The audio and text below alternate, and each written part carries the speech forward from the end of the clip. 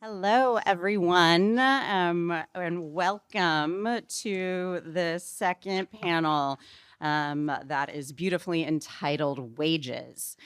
I am absolutely thrilled to be here. I am Diana Reddy, a professor here at Berkeley Law School. I am joined by the luminous panel that you see before you, starting on the right, Zephyr Teachout, a professor of law at Fordham University, where she focuses on the intersection of corporate power and political power, and has been writing about antitrust since long before it was cool again, is my understanding. Then Veena Dubal, a professor of law and anthropology at the University of California, Irvine, and one of the true founders of the field of studying algorithmic economic governance. And then finally, Seema Nanda, former solicitor of labor during the Biden administration, and now a fellow at Harvard Law School's Center for Labor and a Just Economy, Cornell's Migration and Human Rights Program, and at Workshop, a boutique think tank that is helping to think about the future of work. So I can't imagine better people to have this conversation with. So I love to do what I love to ask academics and policymakers to do what's very hard, which is to describe your take on the current situation as quickly as possible. Could we start this out with, a minute each? How do you understand what the phenomenon of surveillance wages is? Why is it a problem? And what's the best possible thing we could do to fix it? I'll cut you off. All right, who wants to start? All right, I'm happy to go first, and I would just like to acknowledge my esteemed panelists who've written so much on this topic, and I'm going to bring a little, maybe more of a lens of someone in the labor and employment space more generally. So first, on the prior panel with prices, just to tie us to our wages conversation, I admit to being one of the people asking one of the many Robin Hood questions, Lindsay. And I think the reason my brain was turning on that is because when we try to understand wage surveillance, there's nothing good that can come from it. I mean, if you think about targeting people for how little they will work, so the way I understand it, I'm just going to put it in this larger context of just a decades-long degradation of work in this country that has really put all the risk onto the workers from their employers, right? And we see that with pensions going to 401ks. We see it with the expansion of at-will employment and the decline of unionization. The decline of unionization, not just in terms of wages, but workers having access to just cause, workers having access to representation, workers having access to information through their unions that their employers hold. We see more just-in-time scheduling.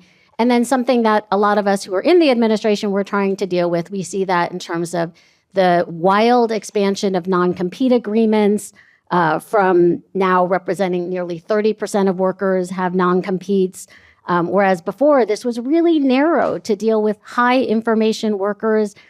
And holding it all together is the expansion of mandatory arbitration, which was almost unused, hardly used at all in the 1980s. And now we have 40 to 50%, some studies say more, of workers subject to mandatory arbitration. So I would like to submit, going to my 1-minute rule, that misclassification of workers is the original sin. And I would just submit that while we think of all of these really just brilliant policy solutions, sometimes we just need to go back to the basics and talk about funding agencies. How do we bring better and more effective misclass cases? And what are our strategies of really expanding representation, worker power, and unionization in this country? Thanks. Fantastic. So I am thrilled to be here with all of these people who are thinking about these things in such critical, world-making ways. And I want to say publicly, and I say this all the time when I talk, but I never actually get to say it in front of Zephyr, but just that Zephyr's thinking on labor price discrimination transformed how I looked at my own data. And so we said earlier that someone said, I think it was David said earlier, that she coined surveillance pricing, but she's also pushed the field in such a meaningful way. So that was my 1 minute, but I'll take another. And to say that, I think of surveillance wages as the use, Professor Park defined it perfectly this morning, the use of granular recursive data that is produced not just on individuals, but individuals, and this is an insight from Salomé Viljoen at University of Michigan's data that shows and reveals people in relation to one another. So really not personalized data, but social data to set categories of wages or to set individualized wages. And I just thought that this might be helpful. With Wilneida Negron, we audited a couple of 500 software companies who were saying that they were trying to sell HR software essentially. And we audited them to see which one of them were most likely to be high risk for shaping wages, for producing surveillance wages. And what we found out of our 500 was that at least 20 of those 500 software companies, were very likely to be producing software that created some form of surveillance wage. So while this problem is prototypically seen in what we call the gig economy, it's certainly not in any, and first of all, it's not a gig economy, it's not an economy, but it's certainly not just segmented to Uber drivers or DoorDash workers. We have evidence that this is happening in factories, among computer scientists, often invisibly. I have one instance that I found that I have a footnote to in a paper where a labor union in Japan found out that they were using surveillance wages to allocate wages to their workers, and it so happened that the union workers were making less than everyone else, the union organizers. So you can imagine all the various ways that this can be used, if not just to lower wages.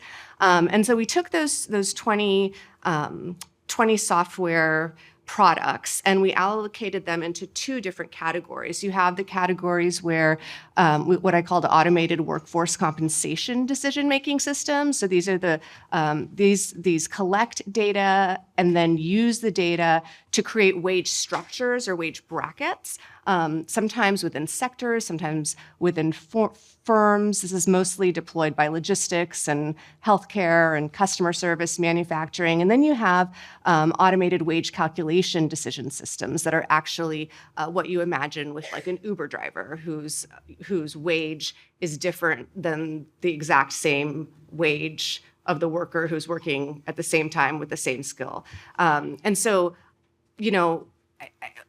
by and large, this has met the public imagination by being a problem that is of misclassified workers.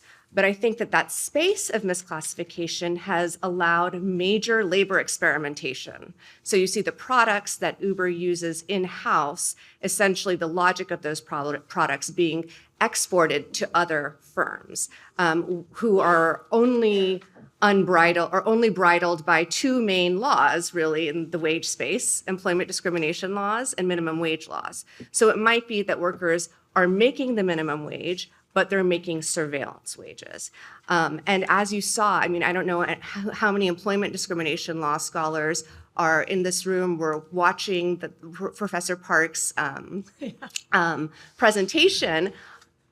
But as you saw, employment discrimination in the algorithmic context has completely been normalized. So Uber comes out and says, oh, we have a disparate impact. Our wage setting structure creates a disparate impact on women. Now, in a previous moment, that would have been a massive lawsuit. And now it's sort of like an accepted neutral manifestation in which, a business school professor can say, like, isn't that so interesting that women are paid less and it's just neutral?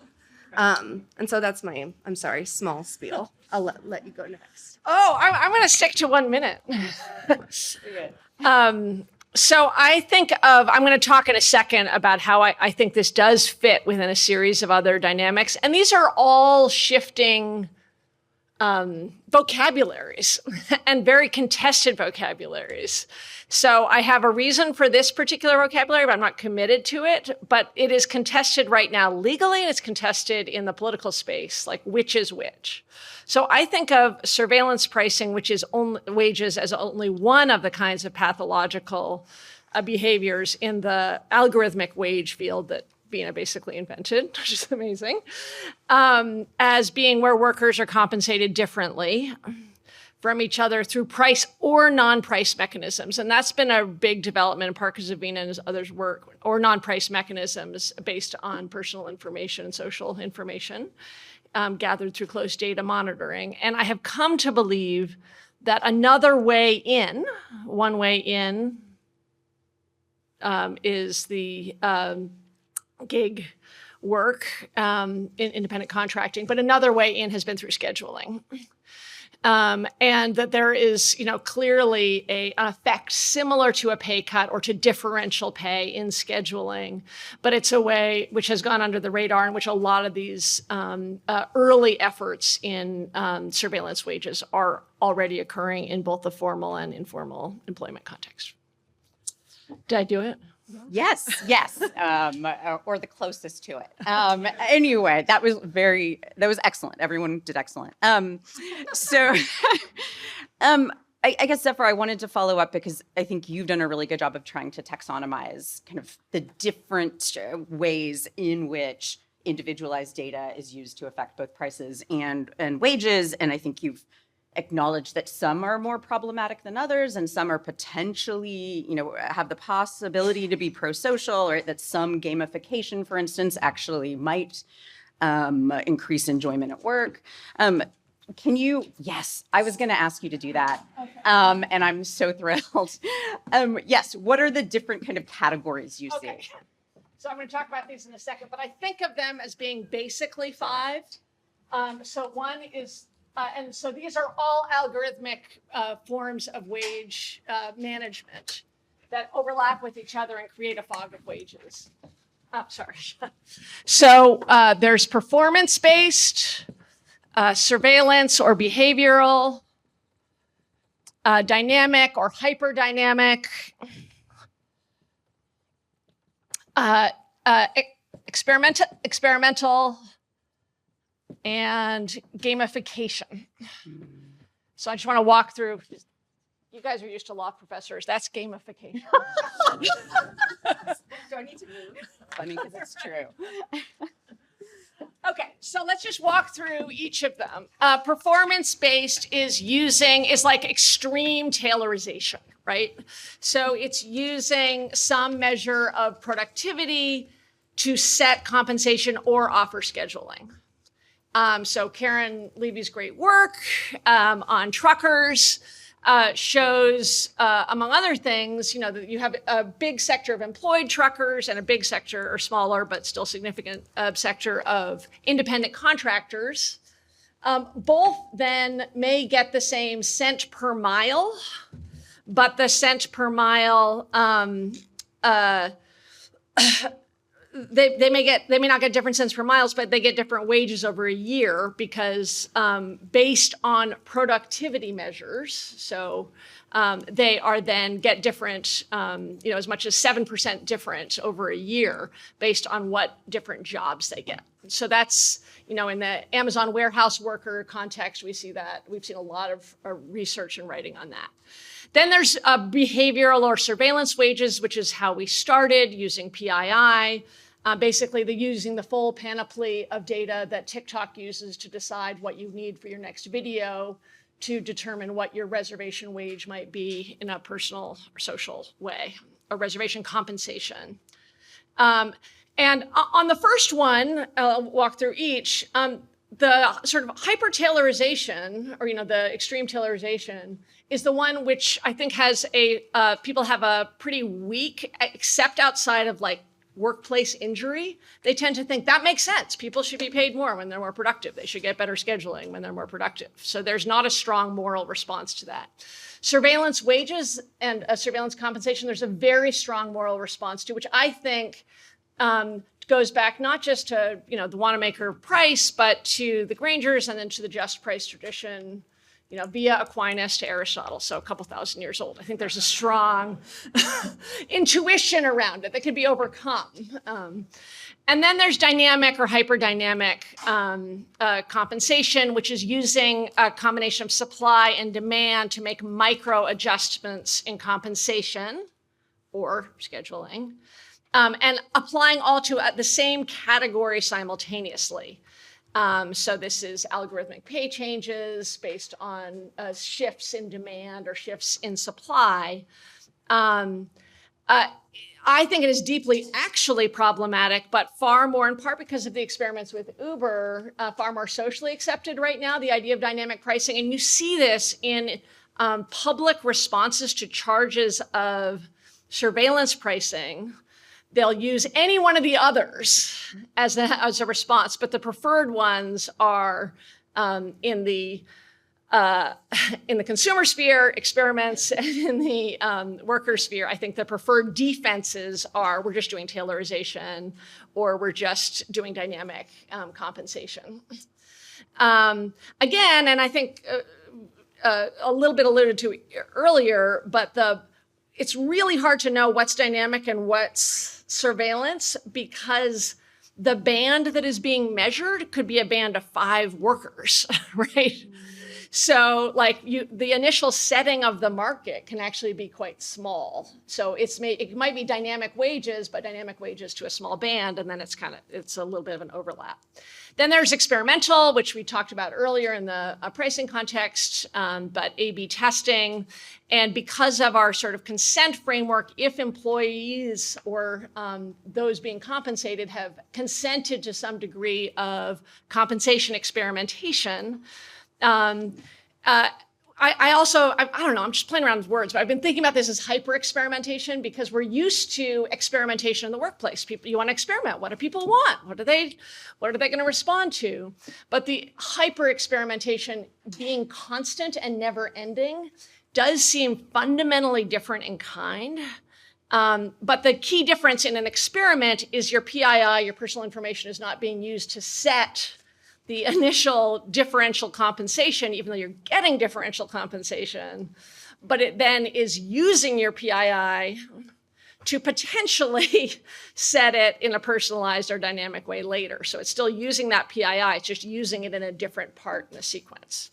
And then finally, there's gamification, and we actually have known that this has been happening for a long time in Amazon warehouses, although you could say, this has been, gamification has been happening forever. The idea of non-performance-based reward systems. So like badges, streaks, progress bars, go into a McDonald's and see all the how well you're doing. Some of those are performance-based, but some are just games to incentivize behavior, which can lead to different compensation, not based on productivity, not based on PII, but based on different workers actually behaving differently. And then I think these are each problematic to your question, and then they are problematic as a braid too, because then there's a fundamental epistemic problem when you don't know which one you're subject to. But I do think it's important to separate them out, as I think Karen was talking about earlier, to understand the moral problems with each, and therefore the legal and moral responses to each. Fantastic. So I guess to make some of that a little more concrete, Veena, you've been doing empirical work, actually looking at how workers experience this. Do you want to chime in to kind of what this looks like on the ground? Yeah. So I have sort of situated this as a fundamentally disembedding phenomenon, right? Like this is completely transforming our norms, norms that were built through labor struggle, through strikes, through death, through hard-won wage floors, through a cultural shift. It wasn't just an amorphous cultural shift, a shift that that the labor movement pushed for, which was when we moved towards an industrial system from a more craft-based system, one in which workers, if they were going to be deskilled in the way they were going to be deskilled, at least could have control over their time, right? Like time becomes the primary node of power for non-salaried workers under our system of capitalism. And what I have seen, in particular in the misclassified context, so where workers are not being paid, not only are they not being paid a predictable hourly wage, but they're not being paid with any predictability within any period of time, that the most fundamental experience has been work enveloping life. The quote that someone told, one of my interlocutors said, he said, "Yep, this is freedom. I eat in my car, I live in my car, I sleep in my car." But on top of that, sort of the more granular affective experiences of not knowing how much you're going to earn on any given day or how long it's going to take you to earn that amount on any given day is a feeling, of course, of real anxious uncertainty, a kind of an increased paranoia that is rightfully situated, like a sense that the system is constantly working against you. There's a sociological word for this, and I'm blanking on it, but the feeling that like there is a boss that is, excuse my language, fucking you over again and again and again every second, and that boss is disembodied, and there's no one to talk to about it, and it's just like the most frustrating thing. And then on top of that, I think a lot of people, the literature for a long time has talked as Zephyr articulated about gamification, right? About not only are the companies using social psychology insights that the online casino companies use. I don't know if anyone has read Natasha Schuller's amazing book on addiction to design, about the development of these online casino company gambling systems. It's the same thing. It's literally the same insights, except for now being applied to work. So rather than gamification, I found in my own research, people talk about gambling all the time. Like, this feels like a casino, the highs and the lows, if I just stay on the road a little longer. But the difference, I mean, maybe not the difference, the same thing is that it is all structured. Like, their feelings are made to be manipulated in all of these various ways. And the one last sort of thing that I will underscore in terms of what workers experience is a decollectivizing desolidarity.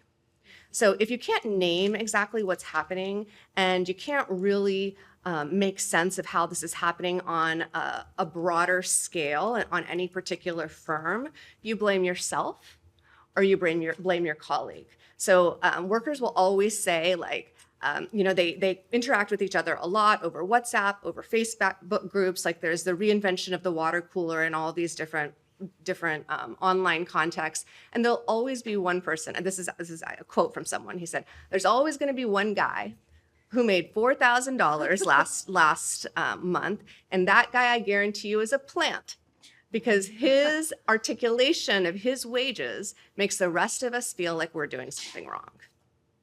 And so, historically, you all know, like, tiered wage systems are a huge way to divide workers, to undermine labor solidarity. This is like labor tiers on like cocaine, right? Like, this is like an insane amount of constant tiering of workers. And so I think that there is an inherent union busting impact embedded in the very idea of wage discrimination that we really have to grapple with.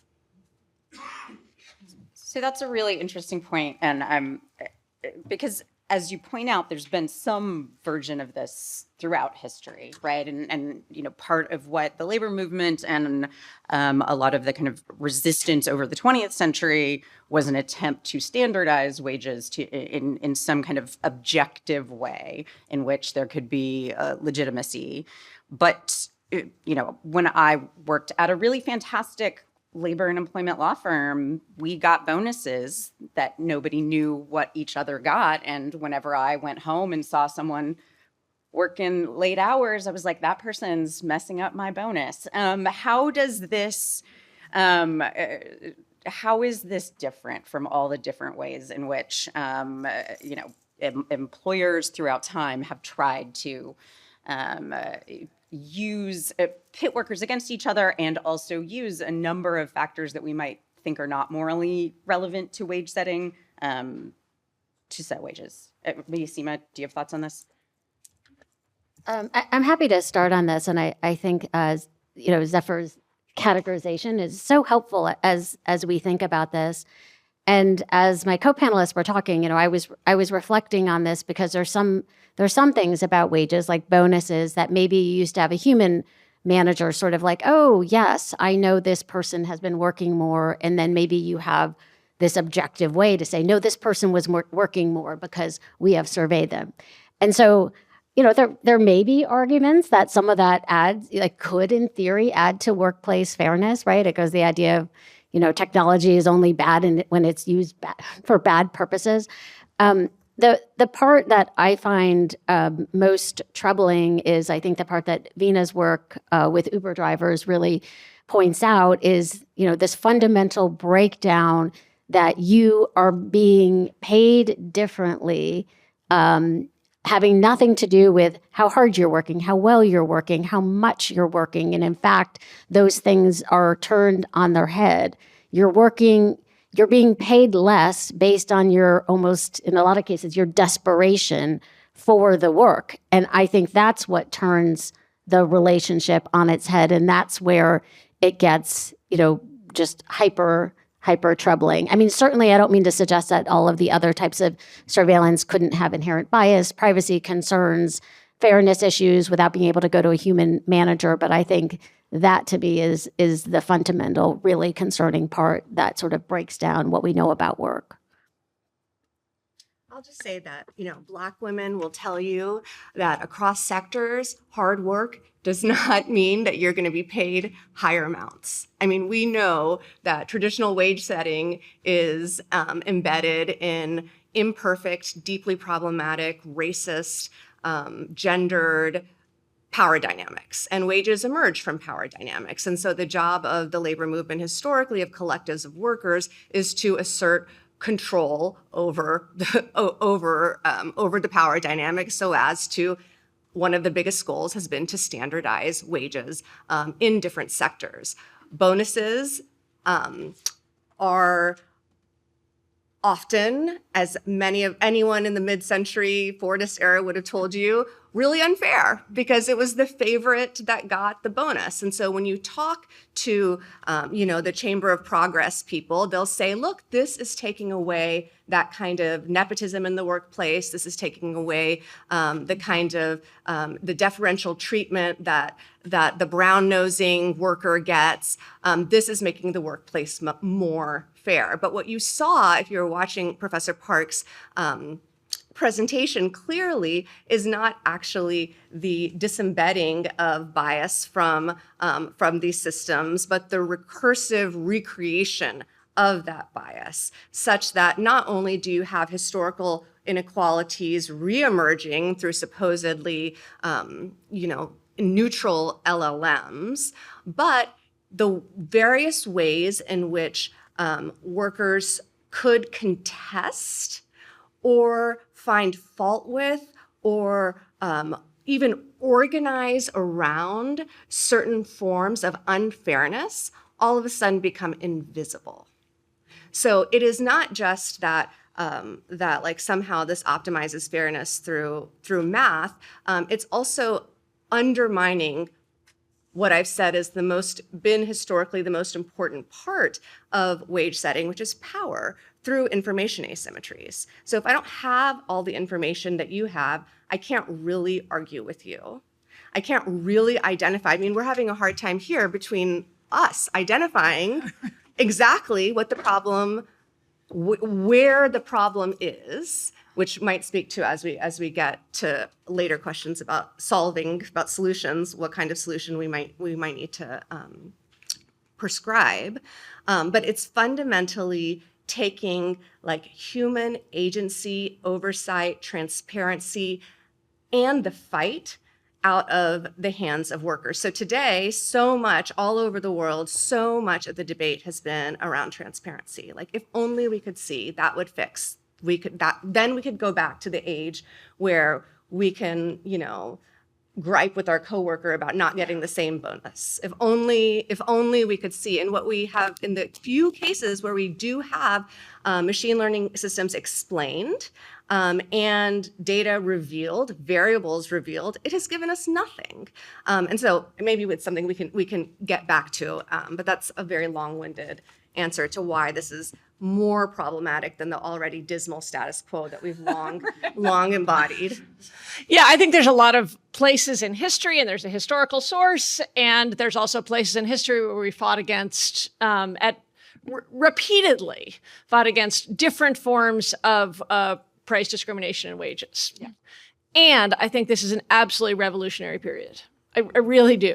Like, I think that in some ways there was sort of a coexistence of, and I mentioned this earlier in the question, but a coexistence of the Austrian school and the marginal price revolution and one way of thinking and older ways of thinking around power and fair wage. And they kind of just coexisted for maybe 60 or 70 years. And they are coming to a total head right now with this pricing revolution, which people in the pro-pricing revolution called the Olympus of pricing. We are finally achieving the godlike thing dreamed of in 1930, when price could be truly discovered, when a worker's marginal wage could truly be discovered. So I don't think this is a small incremental shift. I think the difference between being a warehouse worker now and 20 years ago is wholly different in kind. I think the difference between some dynamic pricing and hyperdynamic pricing of wages is wholly different in kind. So I want to push y'all on this question of morals. I believe in them. I think they're a thing. But, I've heard each of you say, like, this is fundamentally unfair. Zephyr, in some of your writing, you talk about deeply held moral intuitions. And I think I'm a big fan of bringing morals back into our understanding of the economy. And yet I think one of the reasons why we've tried to not rely on it is because it's so hard to build consensus. And so just as, one man's terrorist is one man's freedom fighter, I feel like, our California's deeply held moral intuition is Texas's moral panic that is, silly, and vice versa, right? And so I guess I'm trying to, it felt that all of you were talking about kind of intuitions about how we should value work, right? And I know, Seema, you said hard work, productivity, and yet one of the biggest criticisms of unions and having standardized wages that don't take into account productivity is that they failed to incentivize hard work. I do a lot of research on public attitudes towards unions, and one of the things that folks are most likely to say is a concern about unions is that they encourage people, they reward people for being lazy. They reward people who do less work, and they are then a burden on people who do more work. I used to work for the teachers union, and in a lawsuit, we were defending the use of seniority to structure layoffs. And this young teacher submitted a declaration about why this was such a horrible, seniority was horrible. She said, I'm 2 years in, I just won an award for best teaching, and now I'm being laid off because I'm new. And then she's like, that's like if LeBron James was just chosen for a team, and then they said, oh, we have to cut someone, we're going to cut you because you're new, right? And so there are deeply held kind of moral intuitions that, I don't know, that some of the things we're saying should be the way to judge the value of labor are, there are many people who disagree with that. So, I mean, I don't know, what do we do with that? I think it's important to just recognize that these are not moral intuitions that we're like, and this, that we are pulling out of our hearts and souls.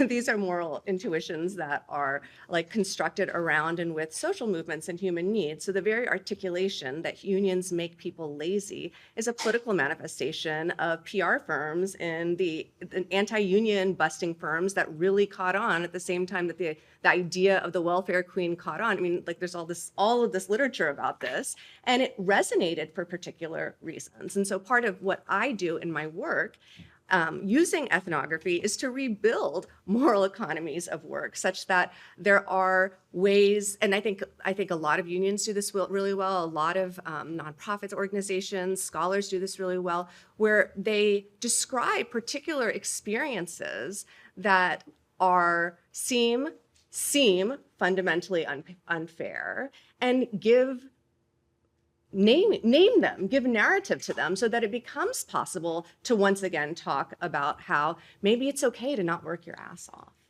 Like maybe, what is Lafarge's book, The Right to Be Lazy, reclaiming the right to live our lives with time and luxury.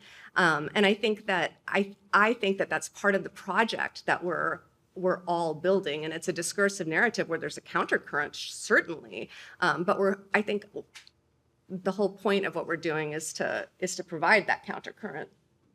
I guess the point is, though, that is itself a project, right? Like, I mean, I think we're all engaged in normative projects about 100%.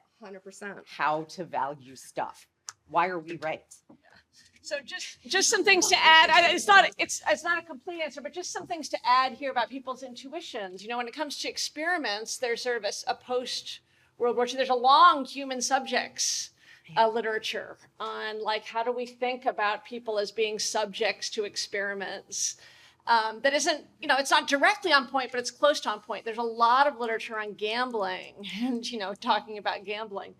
And the one thing that is not reflected here, but is very, I think, central as we're really trying to pull apart these different strands and be more precise and rigorous about the different kinds of moral arguments.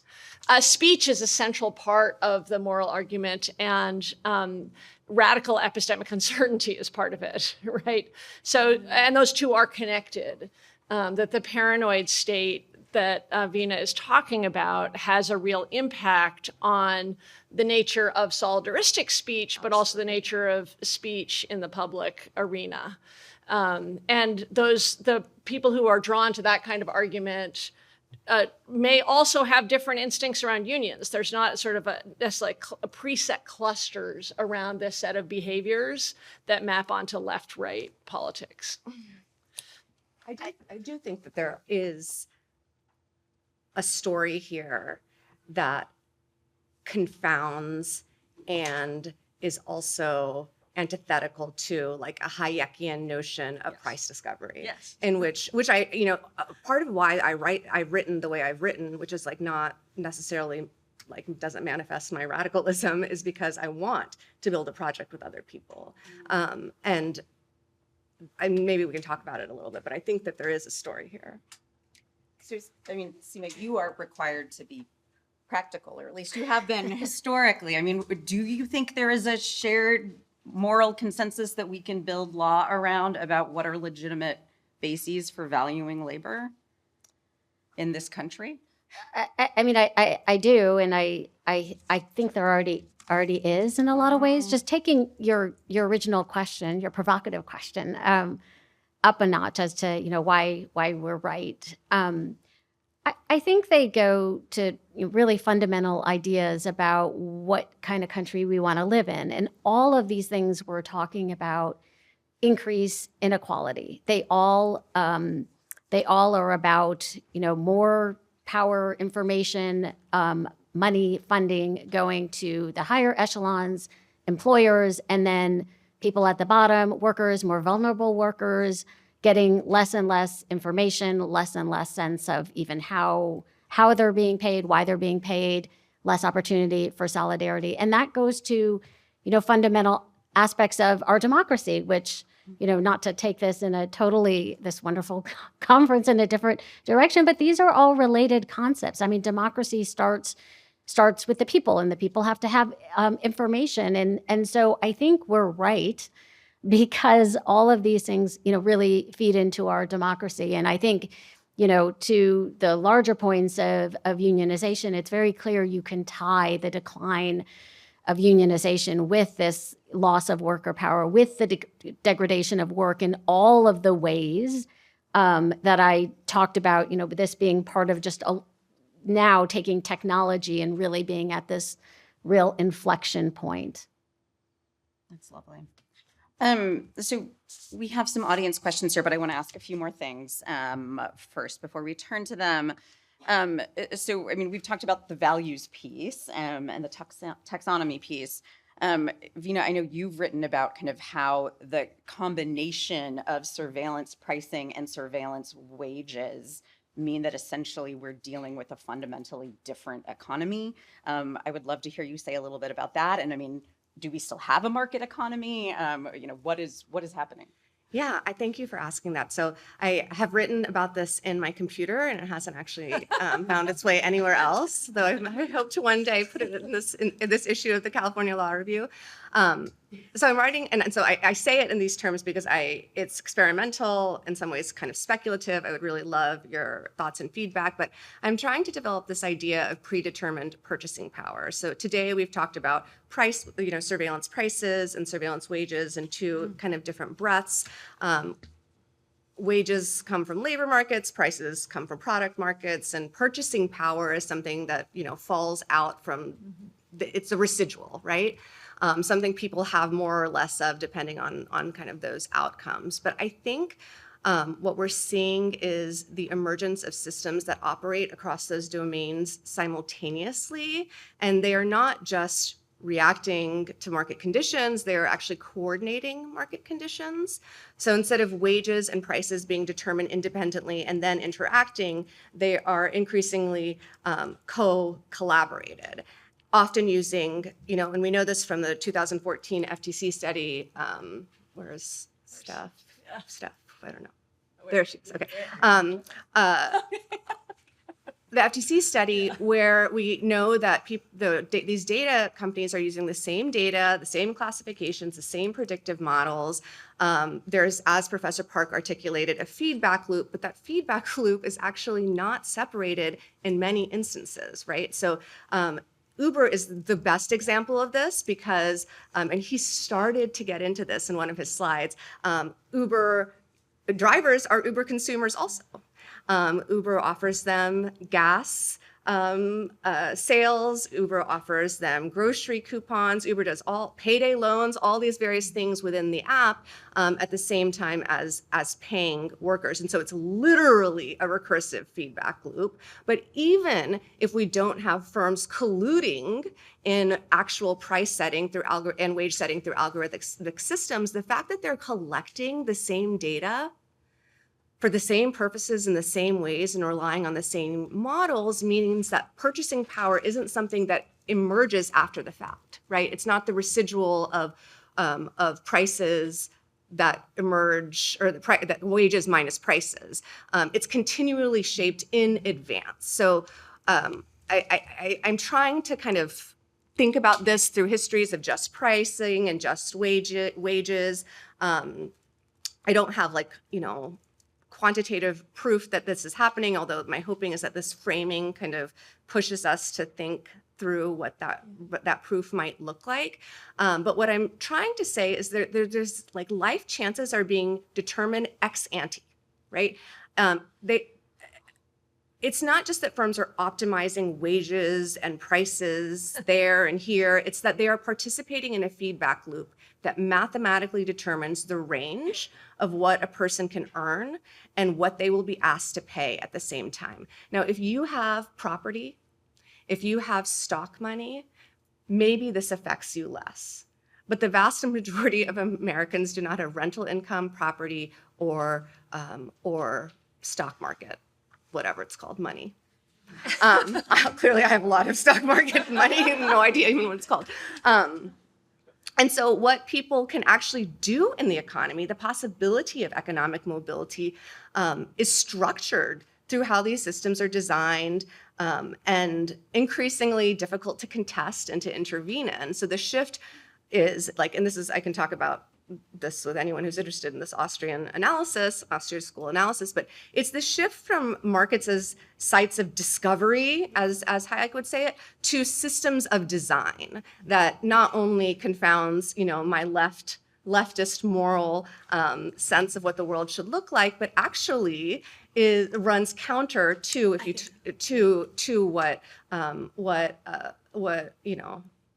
what the far right how they might imagine markets to work or should work to facilitate real economic freedom.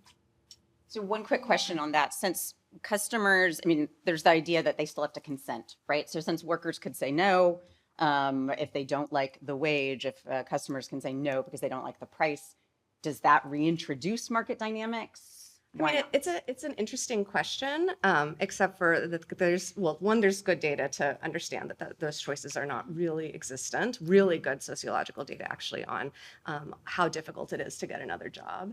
But the other idea is that this is like all encompassing, right? Like living in the Bay Area, I have to say, is very different than living in Salvador in Brazil, right? If you go from one place to, or like even certain, the informal market in Bombay, we are living in here as this experimental site, such an extreme version of what I'm articulating, or like an experimental version of what I'm articulating, that it's like that choice doesn't exist, right? It's like another version of non-compete, a non-compete clause built into an algorithmic system that we can't see, understand, and isn't even intended to work that way. Because it cuts off and limits those possibilities and choices. I just want to say that at a very broad level, this is something that I continue to struggle with. Like, there's some things that I find relatively easy. Like, I think we should ban surveillance wages, and we can talk about what that means. I think it does get harder when we talk about some of the other elements, like what is allowed and what isn't allowed. But the other kind of, if we look at the late 19th century, is the two basic kind of responses to these totalizing systems, like what the farmers faced then. One is a non-discrimination response. Every grain elevator has to take everybody on the same turns. And the other is the a dispersion of power response. What I think the story you're telling about sort of dictated lives, and this very much connects to your comments on democracy, right? Very, very closely. It's not just speech questions that are implicated, but like the ability to, autonomy, and but that it does suggest that prohibiting certain kinds of behaviors is insufficient. And actually dismantling the power structures and remantling other forms of power structures is actually critical to respond to this kind of moment.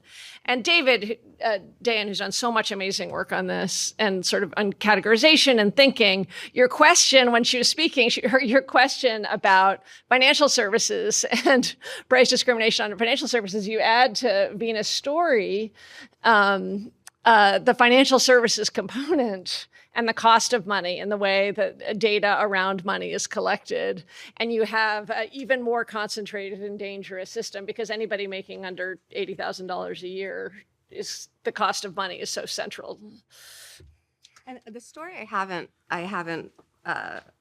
was going back to this morning, what's his name? David Kaplowski. I was just showing it to John Marshall. Do you remember this book from 1976, The Poor Pay More, How the Poor Pay More? Mm-hmm. And it's like this case study of New York City, or of these like neighborhoods in New York City, showing how low-income consumers and why it is that low-income consumers end up paying more for certain things, and how it's really this conglomeration of all of these various factors, from zoning to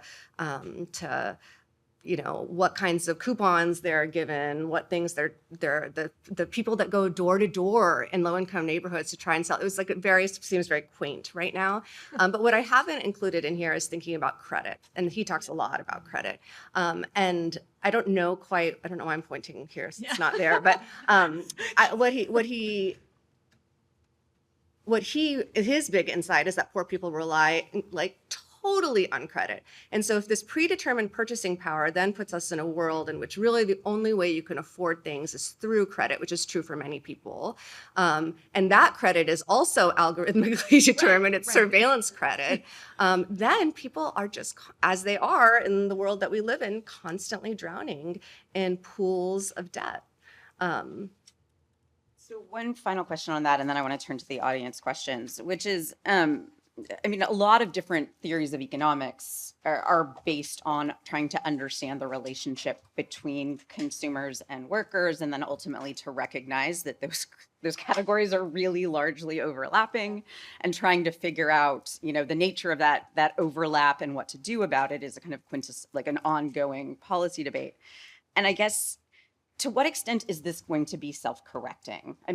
As you've talked about kind of the Fordist compromise, which is in part based on the idea that companies can't be profitable if nobody can afford to buy their stuff.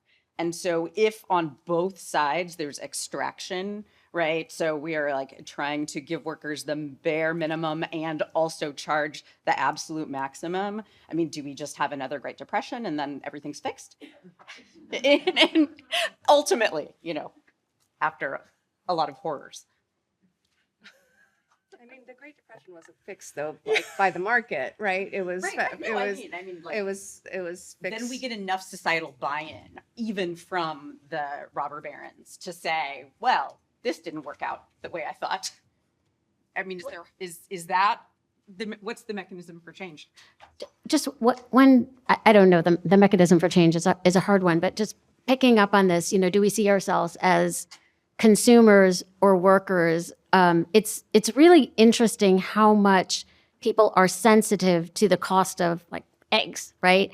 And the first session on price surveillance really had me thinking about, well, that's something people can see and lay their hands on, and then there's so much price surveillance that's hidden. And all of this wage surveillance is still very hidden. Heidi Scherholz just wrote a piece about, yes, we're consumers and prices are going up, but guess what? Wages have not kept up with all of the productivity increases, and it's so much harder for people to wrap their heads around that, because it seems like there's this inherent fairness at work, or at least this inherent sense that, well, that's not something I can touch. And I think part of it is, how do we get people to see themselves as workers in the same way? And then you can go to sort of like demanding worker power, demanding policy change in the same way that people are saying, no, I'm not going to pay for the, $7 eggs, assuming we still have like $7 eggs and you're not paying like $2 for your eggs.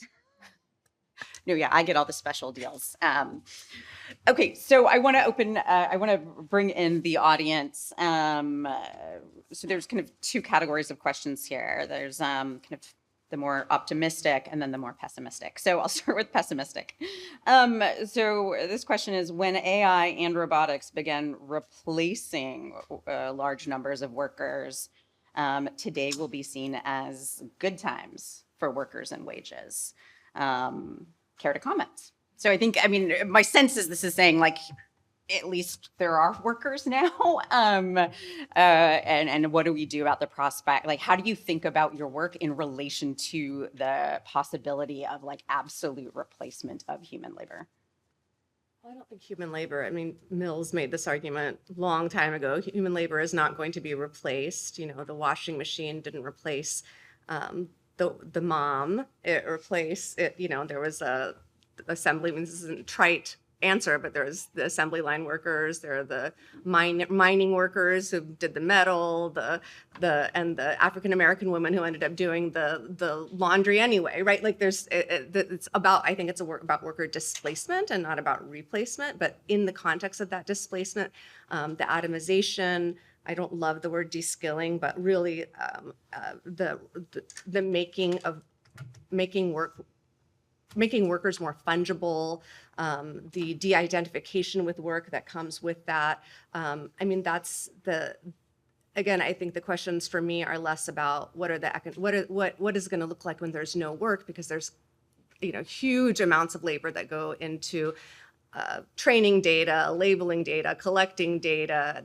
There are jobs in Kenya, the Philippines, and India that facilitate that Waymo that looks like it's driverless. There's people actually driving it in the Philippines, overseeing it in the Philippines. So I think that my question is, what is the quality of the work going to look like? How are we going to feel in relationship to our work? What are our identities going to be? And why does that have to be a world that we accept? Like, that doesn't need to be the future. Just briefly, I do think that the rhetoric, I don't predict the future. I'm fascinated by the future, but I try not to predict it. But I do think the rhetoric of losing jobs plays a very specific rhetorical role to avoid questions about the present, recent past, and very near future about the integration of AI into existing workplaces and the way in which it's facilitating this kind of a degradation. The only thing I'll add is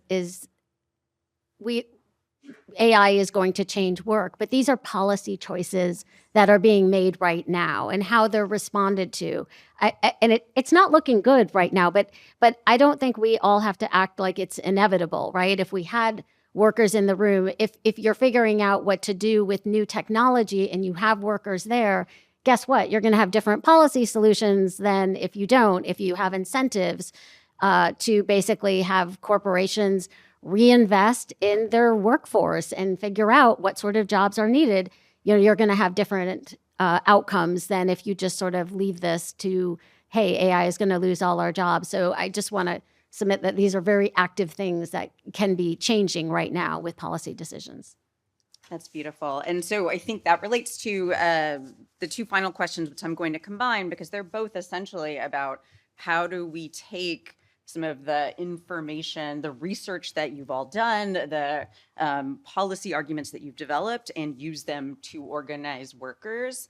So one of the questions here, which is really beautifully written, it says tips, particularly in restaurants, were the original surveillance wage since 1865, when restaurants were allowed to not pay formerly enslaved people. Since then, each tipped worker's pay has been shown empirically to be based on things like race, gender, willingness to be touched, and breast size. We are now leading a living wage for all bills in multiple states, $25 to $30, including here in Berkeley and in Congress. What language would you have us include in these bills, in addition to paying tip workers a full wage, to address the problem of surveillance pay in the context of a minimum wage increase? And similarly, this question is, as a rideshare driver here in the Bay, how do I go about communicating these findings about algorithmic wage setting in ways that resonate with other drivers? I mean, I actually think that the voices of people's experiences are so incredibly powerful. And you guys remember, just moments where this was true about the Instacart study, but that when you hear moments of drivers telling their story, they resonate extraordinarily broadly. So I think we can talk about specifying them, but I think people's moral intuitions against extremely rapid price changing. By the way, Plato said you shouldn't change prices more than twice a day. So, it goes, not just Aristotle, like the concern with, right, that people have a sense that illegible wages are immoral. And they have a sense that PII being used to set wages are immoral. So I actually think we should take the moment before it becomes so normalized in other areas. And I do think adding what New York City did recently, because the work of the New York Taxi Workers Alliance, and I think California's having a fight about this too, but not being kicked off platforms for gig work is really critical. And that is part of this, right? Not being allowed on, you're using PII to see who's allowed on, who's not allowed on, so that there's a floor, but we got to make sure that floor is not the the floor for traditional salaried work is not the only way we think about the floor. These are all part of the floor. No hyperdynamic, no PII, and no getting kicked off. I want to just, I think it's really helpful to understand and know this. So in the EU context, this human in the loop idea has been, is kind of the regulatory approach to prevent people from being terminated by their app. And what we found is actually that the human in the loop ends up being some guy in Poland who has no idea about the situation and just like rubber stamps the decision of the automatic decision-making system to terminate the person, which the court found to not be sufficient. That said, what the New York Taxi Workers Alliance did was say, it's not that we want a human in the loop. We want 2 weeks notice, like a normal person needs 2 weeks notice, and we want a just cause appeal in person. And so there is a way in which, you know, you can think about a lot of this legislation not through the like heady work of tech science and the kind of the jargon AI policy wonky world that many of us live in, and just really think about human need here. Like, what do you really need when you're terminated? You need some time to figure things out.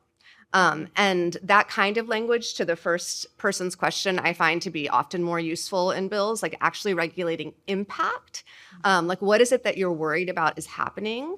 And try and regulate that as opposed to trying to regulate the degree of surveillance that is possible. Because if you regulate the impact, the surveillance doesn't happen. If you're not allowed to pay people using algorithmic systems, that they're not going to collect all of that granular data that Professor Park laid out because it's not useful. That said, I wanted to the second question about conveying this information to other ride-hail drivers. So More Perfect Union, which I think is doing some of the best work of creating these moral terms for us all to kind of agree upon what world we want to live in, this kind of culture of what is okay and what is not okay. They created an awesome video about this featuring both Zephyr and my work. And they did an experiment with drivers in the same room. If you haven't seen it, you can just like, go to YouTube. Uber was very mad about it. They controlled for everything. The drivers turned on their apps. They were all given the same work, but for different prices. It was actually worse on Lyft than it was on Uber. But it was like a real life, real time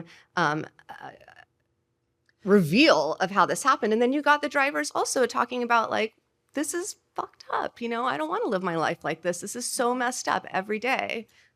And I got to say, I was shocked by people's response. Like I had thought we had accepted a degree of exploitation that I don't think we have culturally accepted. I'm not saying it's easy, but that it really hit a deeper nerve than I might have thought. It was also so validating, I have to say, because I went through weeks and weeks and weeks of Uber telling every single journalist that was asking them about my work that they did not do this, and it was right there. All right, we're slightly over time, but Seema, please take us home. What do we do? Well, I want to circle around to maybe my original point and building off of Veena's point that, you know, they're not going to, the companies aren't going to collect this information if they're not allowed to use it, and circling around to the point about misclassification and why we're seeing this at Uber and then now moving into, you know, healthcare platforms. I mean, I think we do have a lot of the safeguards because companies recognize that with the employer-employee relationship, you have to have a regular rate of pay. And what is your regular rate of pay? And it can't be that everyone has a different one, and it depends on the day, and it depends on the hour, and you know how many blinks they took. So we have tools. We have non-discrimination tools that, you know, people are going to be really nervous about having shifting rates of pay for our workers. We litigated a case when I was at the Labor Department. The case was called Steadfast Medical Staffing, where it was one of these platform companies, and you know we had a bench trial, 1,000 healthcare workers misclassified. It was an overtime violation, so you can get at this even if they're paid above minimum wage. And it was just upheld by the Fourth Circuit, which is great because in 2025, it got like another boost. But imagine if we had had the resources to do like 100 of those cases. Seth Frotman just wrote a really wonderful piece, like 10,000 corporate cops. Let's get 10,000 labor cops, because I'm not saying we'll get at all of this, but I think we can really make inroads, particularly in sectors that are most vulnerable right now. All right. Can you help me thank these incredible panelists?